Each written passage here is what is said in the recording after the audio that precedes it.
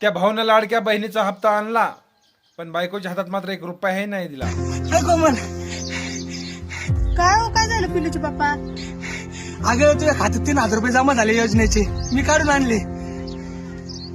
माझे पैसे आले? बरं झालं देवा, माझे छोटा सा मेरा जहां है. आले ना, मग द्या माझे पैसे. धर. बरं 1 मिनिट थांब.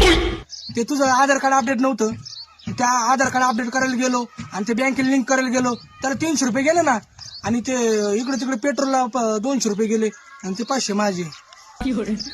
आणि हा, ते तुझं पॅन कार्ड नव्हतं, ते पॅन कार्ड काढायला 300 रुपये घेतले, आणि त्याला 200 रुपये खर्च, चहा पाणी याला त्याला, त्याचे 500 रुपये मला. आणि हा, ते तुझं रेशन कार्ड मध्ये नाव नव्हतं, तुझ्या गावाकडे गेलो ते रेशन कार्डचं नाव कमी करायला, त्याला 500-600 रुपये खर्च झाले ना, ते 500 माझे. हा.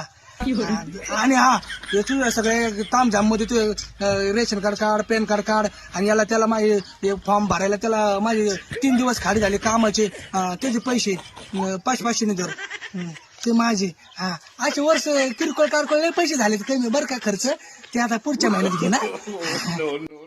अरे अरे अरे, लाडक्या बहिणीच्या हातात तर रुपया बी नाही.